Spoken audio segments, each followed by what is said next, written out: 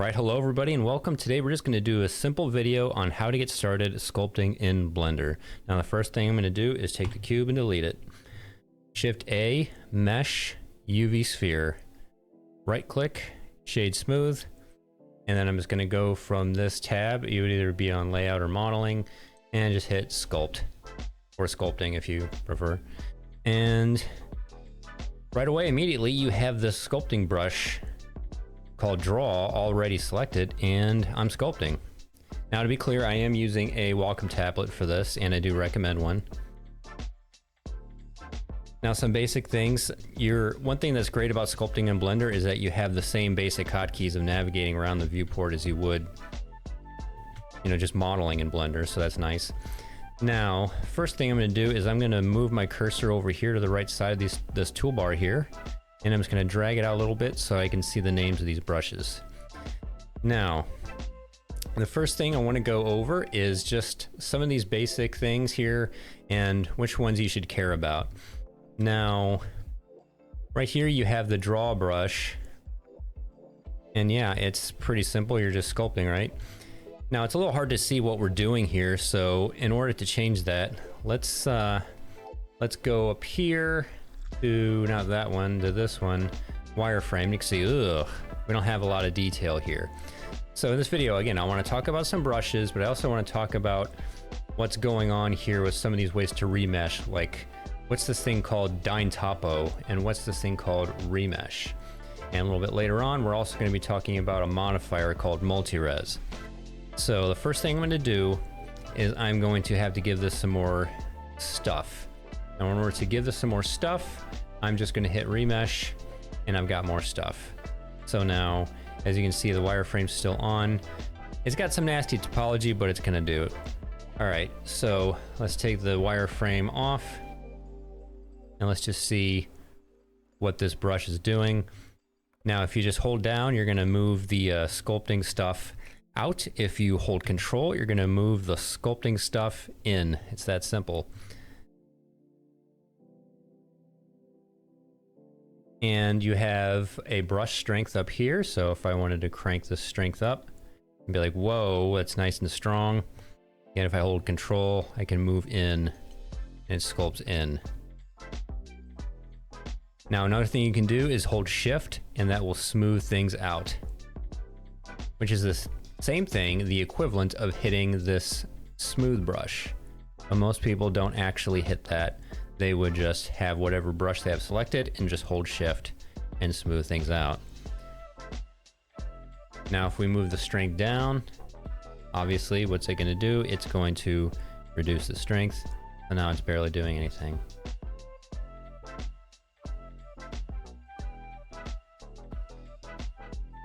Makes sense enough, right? Now the radius, this is going to adjust the size of your brush. Like now I've got this massive brush size. If I bring this down 31 pixels, now suddenly I have this much smaller brush size. Let's bring the strength up so you can see it. Strength down, strength up. All right, now next thing I want to do is talk about the play brush. Now, another thing you can do with the radius is you can just use the bracket left and bracket right keys on your keyboard. It's another way that you can, as you can see, the radius here is just moving it in and out.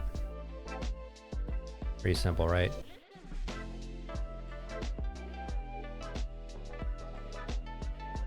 Now, let's get some more topology in here.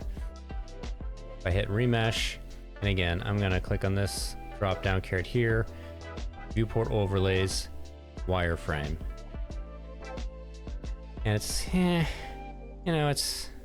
it's not a lot of detail. I can't really move it a whole lot, I'm kind of struggling. So I'm going to go into remesh, and I'm going to go into this voxel size. And I'm going to make the voxel size much less, like 0.5, and then hit remesh. And then you see I've got more to deal with here. If I do voxel size 0.02 em, remesh again, and boom, now I've got a lot more detail. And let's go ahead viewport overlays, get rid of the wireframe. Just see what we got here. And now suddenly we got a lot more to deal with, and we can really see what this clay brush is doing. And you can just have a lot of fun with this and just build stuff up.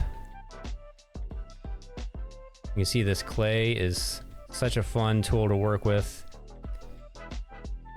You can create a lot of interesting shapes this way and just have fun. I would encourage you, if you're starting off, just have fun with it. Okay, so what's this clay strips? Now this is going to be very similar, but a lot harder edged. You're going to very clearly see the sides of what you're brushing. It looks like a giant square that you're brushing back and forth. And this can create a lot of thickness, a lot of volume very quickly, if that's what you're after. It can also create some interesting textures as well.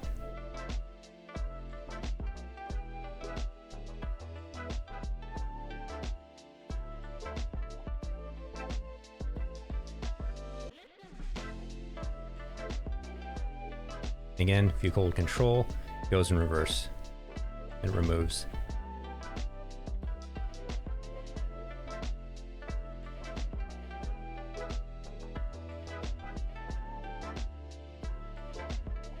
Okay, now, so we talked about draw, clay strips, and we talked about smooth. You already know a lot. Now here's the grab brush. This is literally just a move. It's gonna just move things around. See, just move. Hold control, does that. If you hold control, it's like I'm moving it and it's only moving left and right. Only moving up and down. Now I'm moving it normally.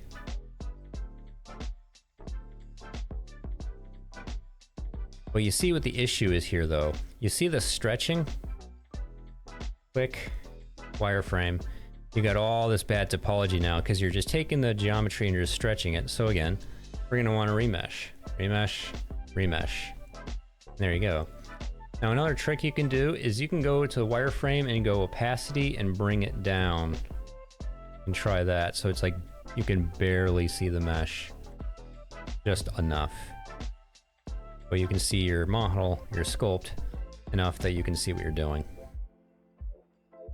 Hopefully that makes sense. Now let's go to the snake hook, which is the last brush I want to get to. And what this does is it just, woo, it's like the grab brush, just way more powerful and way more directional. Like it's really stretching this stuff out. You can see how creatively you can get really carried away with this. Hold control and it just does this. A little weird. I don't usually hold control with it. Okay, now again, you're stretching the topology, right?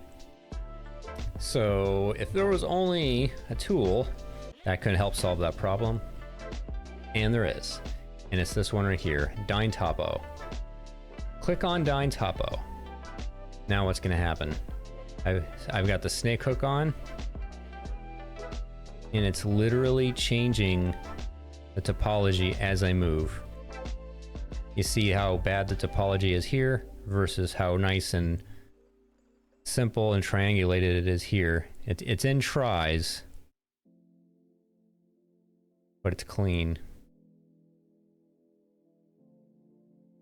And again, as always, I can just hit remesh, but you got to turn Dyntopo off first. Remesh, and then it cleans that up. Smooth that out a bit. Smooth that out a bit. Be careful with the smoothing. I'm holding shift and I'm smoothing it out. Be careful because a lot of times you can have some really interesting details built up with, like, you know, clay strips or whatever, and you might end up getting rid of that interesting detail and kind of softening it up. So just a word of caution with that.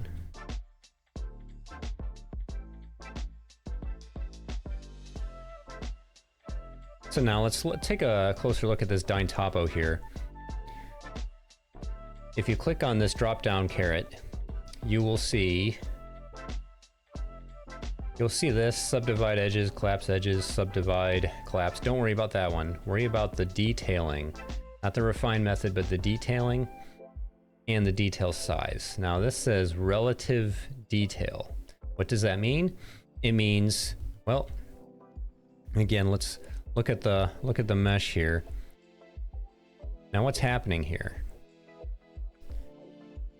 It's reducing the detail. It's actually increasing the size of the triangles, right? In fact, that's pretty nasty looking what I just did there.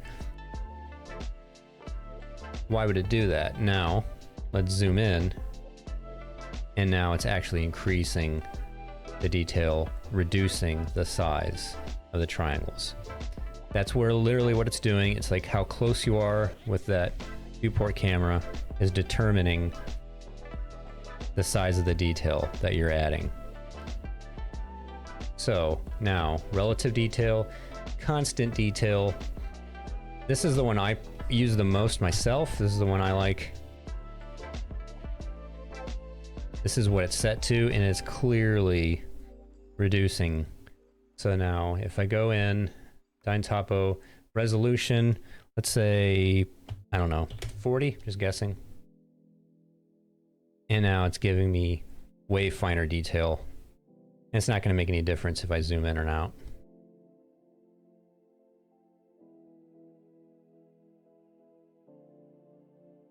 Smooth that out, smooth that out, smooth that out. Back, let's turn that off and let's just remesh one more time. Okay. Obviously this can get carried away pretty quickly.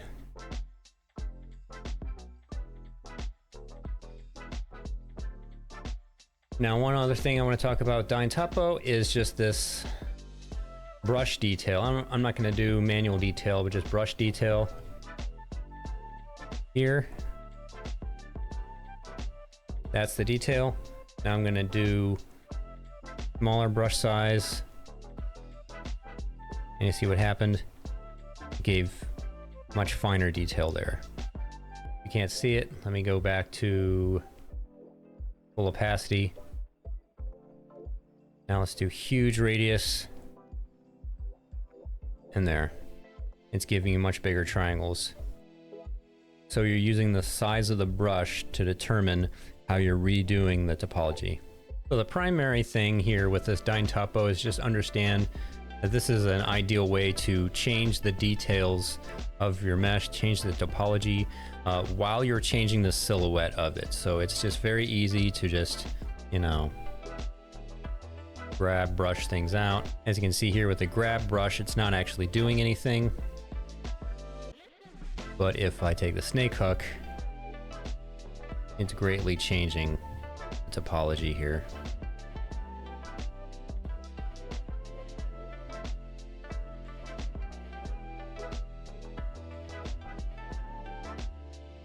Okay, now let's take this off. I'm gonna remesh one more time. Let's go 0.05. And I can hit remesh, or I can also hit Control R, and that will do it as well. And now you see I'm back to having a lot more detail. Ooh, that's pretty nasty over there. But I'm just gonna forget about that. Okay, so yeah, as you can see, you've got nasty topology. So when you're finishing up a sculpt, do you want it to look like that? Probably not. If I go, whoa, if I go turn the wireframe off, I mean, it looks fine here, but you can kind of see some blockiness around here. I don't know through the YouTube compression how well you can see it. It's a little bit smooth, it's a little bit bumpy. You can see it's kind of bumpiness here.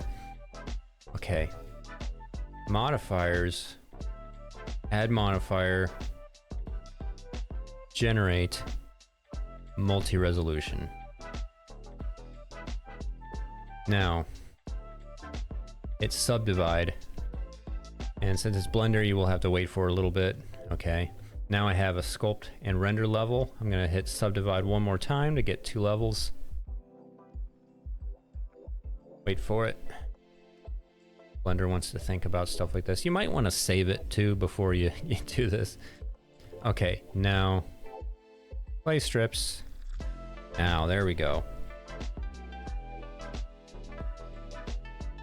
Bracket keys, move that down. And now, as you can see, I have good, clean detail. And I can just sculpt across this.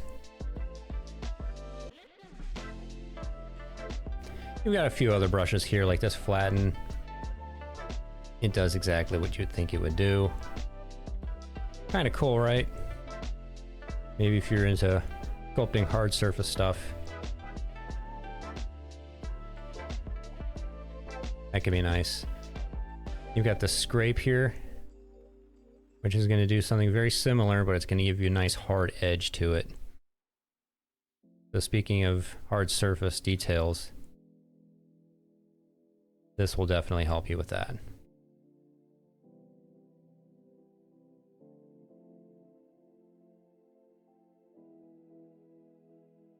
Yeah, now the primary thing to know about this multi-res is you kind of want to bring this in for the final details. Like this Dyntopo and this remeshing here is mostly to get you to designing or determining how things look. You want to get the silhouette right. Like while I was snake hooking this stuff out, let's say I was done and I was gonna leave it at this and be like, yeah, okay, now I'm ready to move on to the multi-res and start adding more finer details and really determining how it's gonna look. And if this was a more exhaustive video, I would definitely do something about this wonky stuff right here, but yeah, whatever.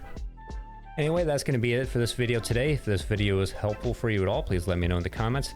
Either way, thank you for watching and take care.